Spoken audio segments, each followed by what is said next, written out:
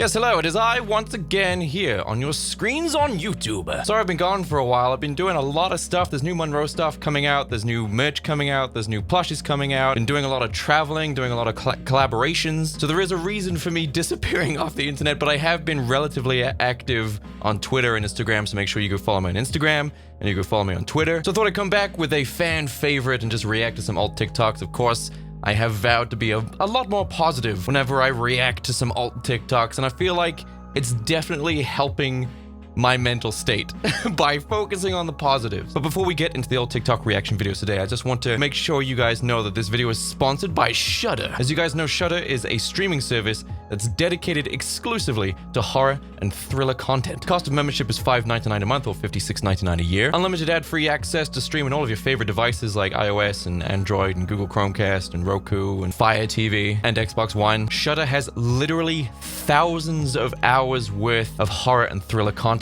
on the platform. Binge-worthy shows and movies that you can watch for straight days. And because new things are uploaded all the time, there's always something new to watch on the platform as well, so you'll never be lost for new things to watch if you've watched all of your favorites or everything you're willing to explore. I'm talking weekly releases of new content, including exclusive shows that you will not find anywhere else. So if you are a horror fan much like myself, this is the platform. This is the place to go if you're wanting to explore the classics, the blockbuster hits, but also if you're interested in seeing what some of the exclusives are. You know what it's like trying to find horror on other platforms. The selection is just so thin. If you're already gripping at your thighs in excitement, then head over to shudder.com right now and use the promo code Jake Munro for a free 30 days access. As you guys know, I'm an avid user of Shudder. Been using it for literally over a year. I'd say 2 years now at this point. In fact, I use my subscription to Shudder to rewatch and re-experience the wonder that is Battle Royale 1 and 2, the Japanese Hunger Games. Let me just move my chair up a little bit. So get started streaming the best horror, thriller, and supernatural entertainment. Shudder's expertly curated selection of movies and shows include must-see titles like VHS 94, The Boy Behind the Door, and PG Psycho Gourmet, plus all the best horror documentaries, and the hit Creepshow TV series from executive producer Greg Nicotero from The Walking Dead. By heading over to shudder.com right now and using the promo code Jake Munro to get a free 30 days ad-free access. Now that your boy has thrown you a freeb, let's head into alt TikTok. I've never done anything like this before. Okay, calm down. Look, I'm not a cop. I'm not a cop. I'm not. That's another reason why. That's another reason why I've not done any videos, because I've had so much on my plate, so many things to deal with. Whenever it came to doing a video, I was just like, oh my god, what am I gonna do? Like, what should I make a video about? Then I have to do all the makeup, and I have to like edit the whole thing, and then it's gonna take a while for me to do. Do you know what? Maybe I should just not do it. There's also reasons why a lot of YouTubers don't upload in January and half of February is because the specific YouTuber reasons why we don't.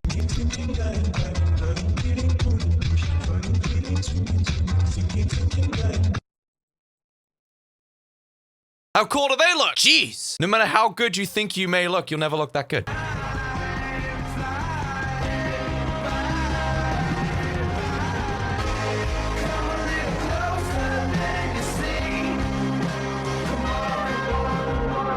Was this video shot in 2005? It's so weird seeing kids emulate this and emulating it so good, but I feel like that's what makes it feel wrong.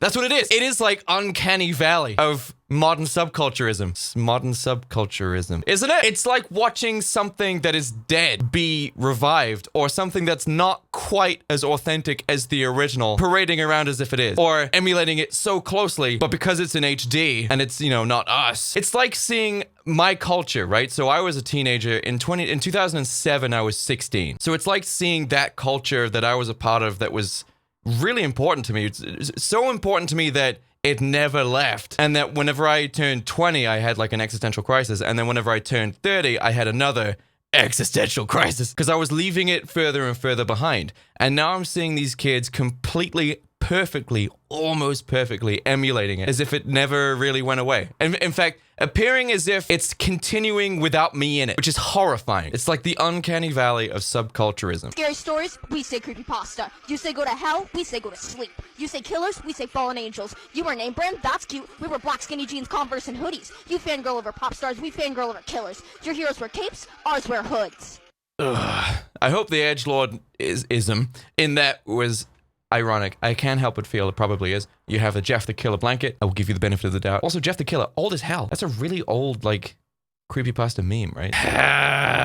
When was Jeff the Killer popular? It peaked in 2014. Right, it's not as old as I thought it was then. But, that's when it reached peak popularity. That song that's like Mount Everest ain't got shit on me, 'cause I'm on top of the world. I'm on top of the world. Wow, that was an incredible transition because you can see the fact that they're brushing their alter ego's hair. Shit on me, 'cause I'm on top of the world. I'm on top of the world. And I'm assuming that's the same person. That was incredible. That was great. And you look fantastic. Let the bodies hit the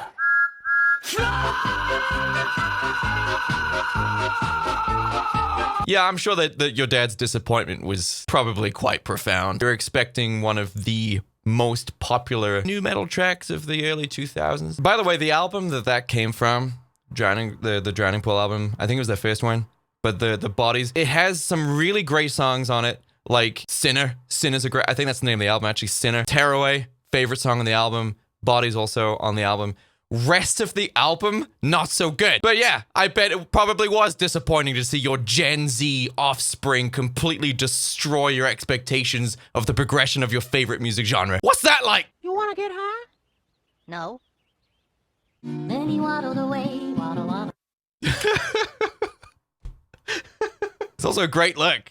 It's a great look. Yeah, the trench coat and just all of that. In my 30s, as I've gotten older, I feel like trench coats are less and less appropriate, but I think I do have some, right? So I think I might actually start wearing them again. I do have a really nice one that was from Punk Rave, but it's far too ostentatious. So I think I might actually sell it for you guys to wear.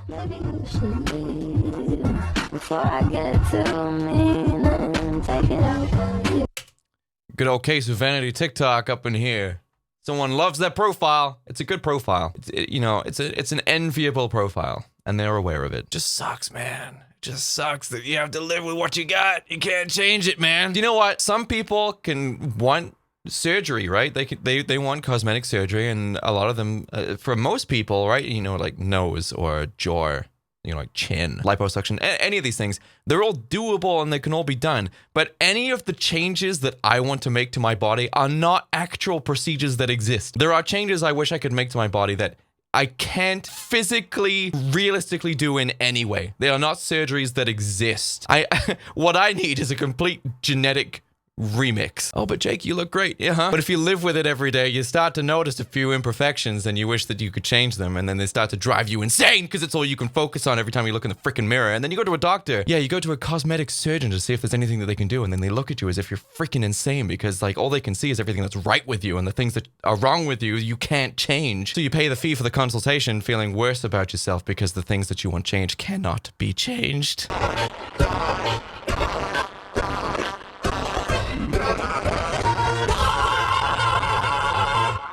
God rest ye merry gentlemen, and nothing you display.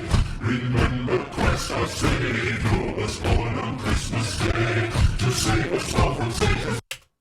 Oh, Night in the Woods and Dream Daddy. Yeesh.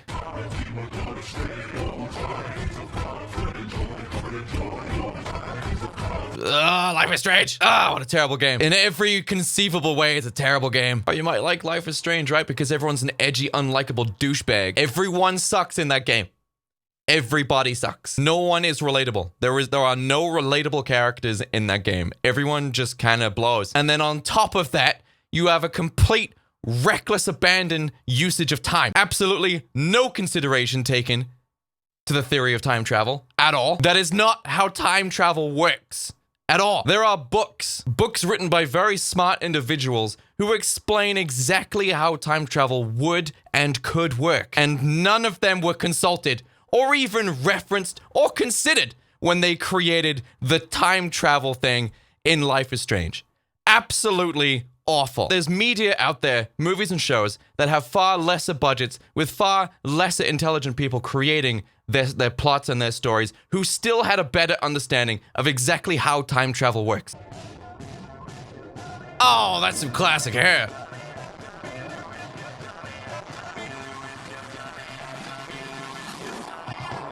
That's some classic ass hair. That's some classic scene kid hair, along with the blue leopard print top that they're wearing. Love it. I miss putting effort into my hair. Oh my God, my hair used to be like a project. I used to wake up every single day, and if I had to go out somewhere, if I was going out for the night, I would like plan my hair. I had like extensions and hair dye and all kinds of products, and then this entire ritual of getting out of the shower and like preparing it in a certain way before the product went in, because you couldn't just like straighten your hair dry and then put the product in. No, some of the product had to be applied before it was dry. So like you towel dry hair, put the product in, and then dry it straight, and then straighten it, then back comb it, then put a specific type of hairspray in, back comb it again. Sometimes you had to use the dry shampoo in order to create that sort of messy look. And I missed doing it. And I knew, in fact, I thought I missed doing it. And then I had long hair a couple of weeks ago, which I then subsequently cut all of it off and realized that I hate dealing with it. Now I just like having short hair. But then I see people with elaborate hair and I'm like, man, I miss it. So make your mind up, Jake. Pick one.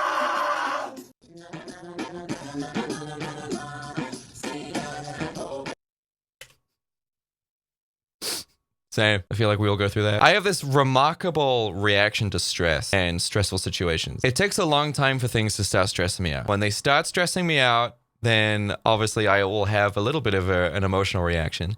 Not that I'll start like freaking out or anything, just that, you know, you react to the stressful situation and like you start doing things a little bit hurriedly. Sometimes you'll try, you know, solutions that aren't fully thought through. But after stress reaches a certain point, like things can get more and more stressful, more things can keep piling on, and then just like, oh my God, I'm going insane. But for me, after things reach a certain point, after things become so stressful, I literally stop caring and start laughing about it. And it will just not affect me anymore. And no matter how much more stressful it gets after that, I can't care about it, because there's this thing that I always remember. It's like, if it's outside of your control, then don't worry about it. And, you know, a lot of people can be like, well, what about this situation? It's like, of course you will find the exception to the situation or the exception to the rule. Of course you can. Everyone can. There's always an exception to every rule. But speaking generally here, if you can't control something, then don't worry about it. And you will find, specifically for me, because I used to stress about everything and it used to trigger off my rage. I used to have this really bad anger problem. So I kind of had to learn this out of necessity. But I stopped getting angry as soon as I realized or started to ascertain when things were